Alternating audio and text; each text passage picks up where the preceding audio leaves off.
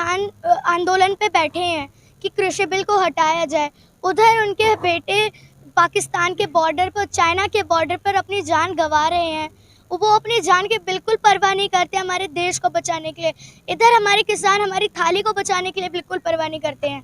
तो हमारे को अगर आप खाना खाते हैं तो आपको थोड़ा सोचना चाहिए खाना खाने से पहले कि ये हमारी थाली, रोटी, सब्जी किसके हक से आ रही है, कौन हमारे को ये देता है, कौन हमारे को मंडी में ये बेचता है। तो 2 मिनट आप उसके बारे में सोचेंगे तो आपको पता चलेगा। सुबह सुबह जो उनका पानी आता है, सुबह सुबह जब हमारे को रजाई से निकलने का मन नहीं करता है, तब वो इतनी सुबह ठंडे ठंडे पानी में अपने पैर को भिगा के हमारे लिए फसल को बोते हैं।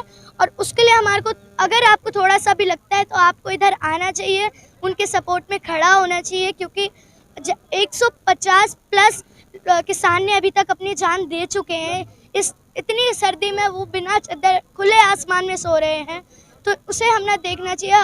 अगर आप उधर आके देखेंगे तो आपको पता चलेगा कितने मुश्किल से वो यहाँ रह रहे हैं।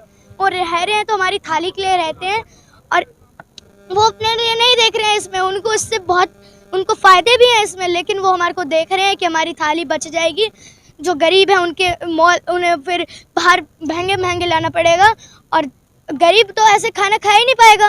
वो तो चांद को ही रोटी समझ के खाएगा कि हाँ को चांद दिख गया, बस रोटी मिल गई। अच्छा, एक और है, जैसे कि मोदी सरकार कोई फिक्र नहीं है, किसान लगभग 250 से ज्यादा मर गए हैं, मोदी सरकार कोई फिक्र नहीं, वो तो इलेक्शन में बिजी है।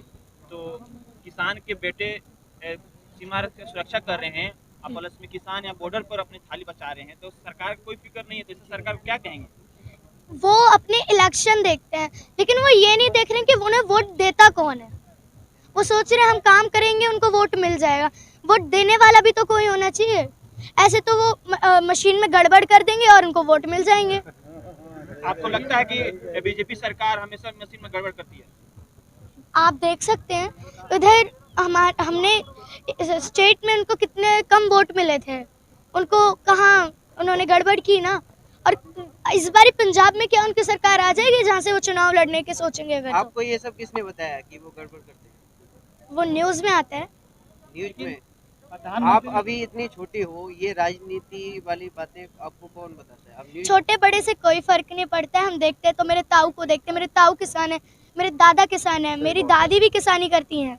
आप अभी कौन सी क्लास में हो? मैं 4th क्लास में। 4th क्लास में। अभी से मतलब न्यूज देखती हो, राजनीति वगैरह का जो भी, अभी से आपको इतना मतलब इसमें इंटरेस्ट क्यों है? मुझे बड़े होके पॉलिटिक्स में जाना है, तो पॉलिटिक्स में जाने के लिए मैं ये सब करती हूँ क्योंकि जैसे बचपन से अगर हम सीखेंगे, देखेंगे तो इस देश में हमारे कितनी गंदगी है, कितनी गरीबी है, कितनी बेरोजगारी है, तो उसे देख के हम आगे उतना देखेंगे। क्योंकि जितने भी अभी तक नेता बने हैं उन्होंने बचपन से सोचा है। सुभाष चंद्र बोस को देख लीजिए आप, उनको भी नेताजी कहते हैं।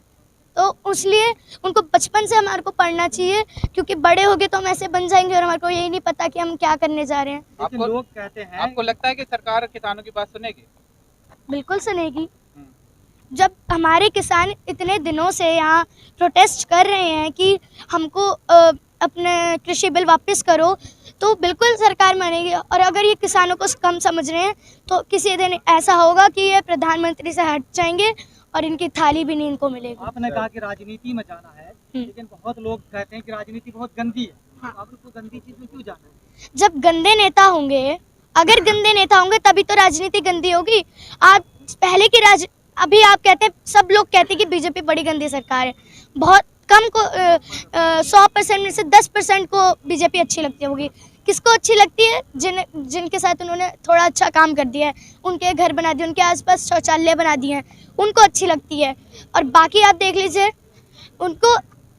इसलिए हम अभी प्रोटेस्ट करने आए हैं, और इधर हमारे किसान अभी जल्दी यहाँ से जाएंगे और अपने खेत में जाके अपनी फसल बोएंगे। लेकिन प्रधानमंत्री जो है किसान की बात तो सुन ही नहीं रहे कि मतलब 100 दिन से ज्यादा हो, लेकिन वो नहीं सुनते। वो कहते कि हम जो कानून बनाए हैं वो किसानों के लिए। भाई, अगर आपको आइसक्रीम खानी नहीं है, आपकी वो आइसक्रीम फेवरेट है ही नहीं, ना आपको पसंद भी नहीं, आपका मूड ही नहीं है, तो आपको मैं जबरदस्ती खिलाऊंगी, आप खाओगे? कोई खाएगा उसकी पसंद की नहीं आइसक्रीम? तो प्रधानमंत्री तो कह रहे हैं कि नहीं, खाना तो पड़ेगा क्योंकि अच्छा है। मतलब अच्छा उधर अगर कोई अच्छा सब समझाते हैं अपने बच्चों को, कोई चॉकलेट दे तो खाना मत, कोई अच्छी चॉकलेट हो तो बिल्कुल मत खाना, कोई ले जाएगा आपको। ऐसे तो वो तो कुछ भी मिला के दे सकते हैं। या तो ऐसा उनके, अगर हमने ले लिया, मान लो ले लिया कृषि बिल, हमारा फायदा हुआ कुछ? अच्छा हमको खाना ही नहीं मिलेगा तो हमने कृषि बिल को सपोर्ट ही क्यों किया? जो किसान बीज बो रहा है उसे ही खाना नहीं मिलेगा तो उसके फायदे में क्या हुआ? आज शहीदी दिवस है, क्या कहना चाहती हैं? किसान का बेटा मतलब बॉर्डर पर भी है और हाँ। किसान यहाँ पर है, शहीदी दिवस के बारे में क्या कहेंगे? इधर हम जैसे आए हैं यहाँ पे, हमारे भगत सिंह जी ने एक नारा दिया था, इंकलाब जिंदाबाद। इंकलाब जिंदाबाद को जब हम सुनते हैं तो हमारे मन में भगत सिंह जी आ जाते हैं।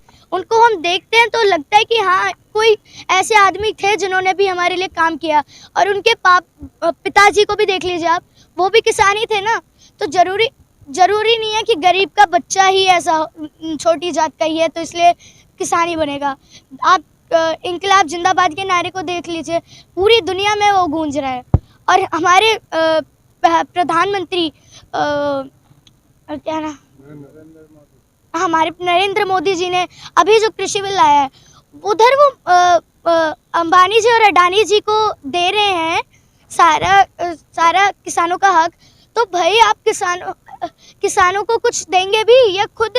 अच्छा राहुल गांधी जी ने एक बात सही कही है, हम दो हमारे दो।